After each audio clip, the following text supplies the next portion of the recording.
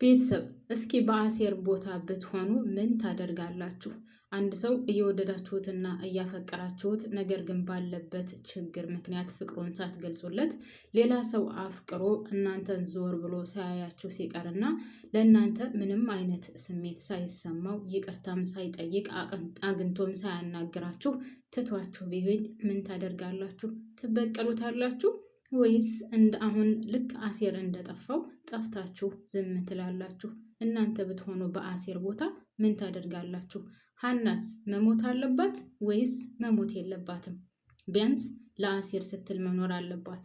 ቢያንስ ለአሴር ስትል መኖር አለባት ያልኩበትም ምክንያት ደግሞ ቢያንስ ከሱ ጋር እንኳን ባትሆን አግኝታው ይቅርታ አድርጋለት ወይም ይቅር እንድላት አድርጋ አብራው ሆና አናግረው ብትሞት እንኳን ችግር የለውም።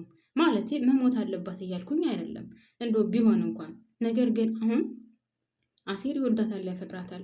ምናልባትም ከእዝራ ጋር ያላትን ግንኙነት እስከ ቀጣይ ሊሆንም ላይሆንም ይችላል፣ አይታወቅም። ነገር ግን አሴር እስከ ህይወት ዘመኑ ድረስ ይወዳታል። እናም ሀና ሞተች የሚባለውን ነገር ቢሰማ አሴር ምን ያክል ይጎዳል ብላችሁ ታስባላችሁ? ውስጡ ይሰበራል።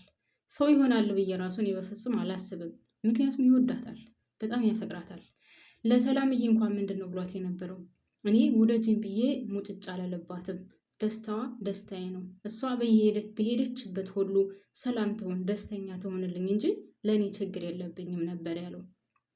ስለዚህ እንደዛ ሲል የነበረው አሴር አሁን ሀና በእንደዚህ አይነት ምክንያት ሞተች ቢባል አስባችሁታል? ውስጡ ይጎዳል፣ ይሰበራል። እና ሀና መሞት የለባትም፣ በፍጹም ሀና መሞት የለባትም። በሌላ በኩል እንግዲህ በጣም የሚያስጠላው እና የሚደብረው ባዩሽ ከእስር ቤት መውጣቷ ነው። እሱ ብቻም ሳይሆን ደግሞ እንግዲህ ሀና እየወደደችውና እያፈቀረችው የወይዘሮ ባዩሽ ጋር የሚሰራ ወይም ከወይዘሮ ባዩሽ ጋር የሚሰራ ለነ ወይዘሮ ሜላት ቀንደኛ ጠላት ነው። ስለዚህ ነገሩ በጣም ውስብስብ ያለ ነው። ወይዘሮ ባዩሽ ከእስር ቤት መውጣት አልነበረባትም በፍጹም። እንግዲህ ሁላችንም እንደምናውቀው እንኳን አይደለም ከእስር ቤት ወጣና ከእስር ቤት ሳትወጣ እንኳን ምንድን ነው ስትል የነበረው።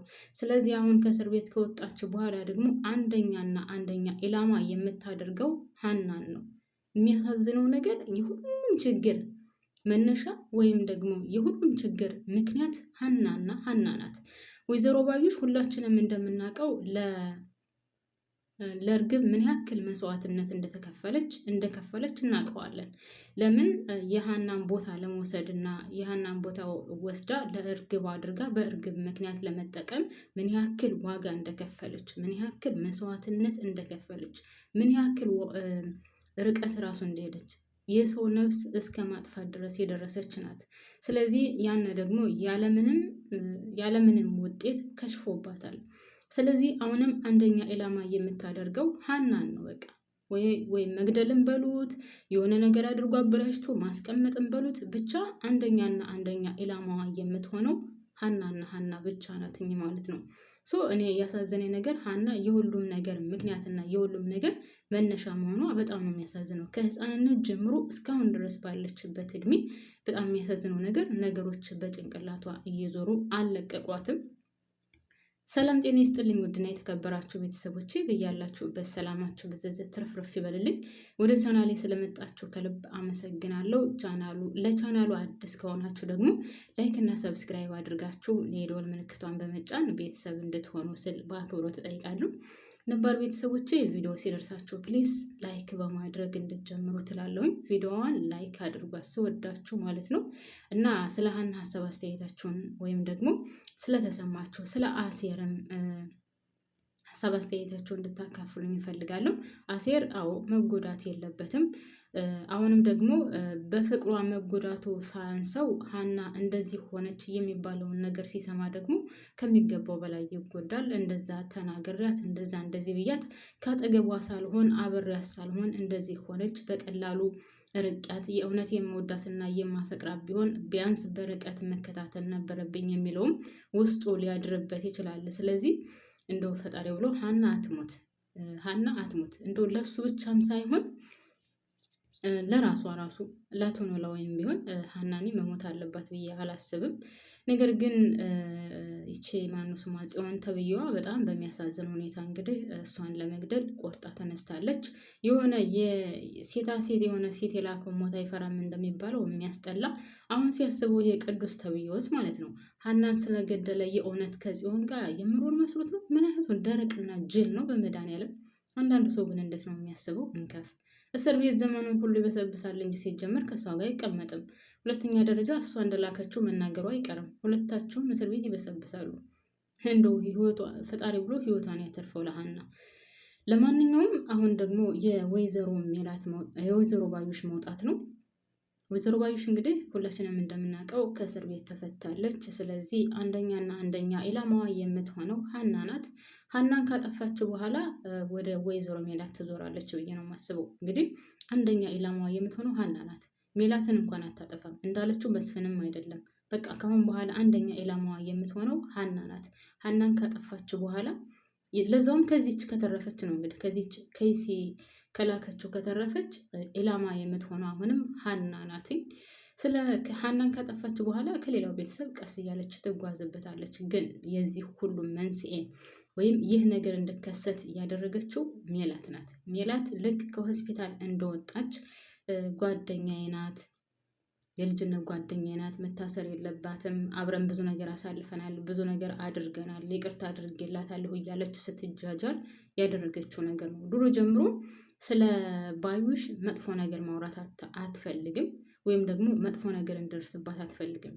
ያን ሁሉ አድርጋት እሷን ልገላት እንደነበር፣ ልጇን ልታስገድል እንደነበር፣ ሀናን ምን ያክል ስታሰቃያት እንደነበር፣ እርግብን በልጇ ህይወት ለውጣ አምጥታ ከቤቷ አስቀምጣ ምን እያደረገች እንደነበረ ሁሉ ይህን እያወቀች አይ ለጓደኛዬ ይቅርታ አደርግላታለሁ፣ ለጓደኛዬ ምንም ነገር ማድረግ አልፈልግም እያለች ነገሩ ጡዞ እዚህ እንድደርስ አድርሰዋለች።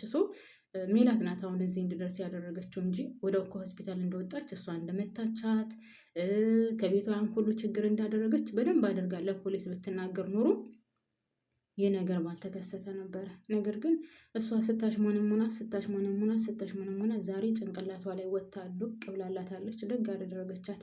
ያው የሚያሳዝነው ነገር የችግሩ ገፈት ቀማሽ ሀና ናት የምትሆነው ማለት ነው።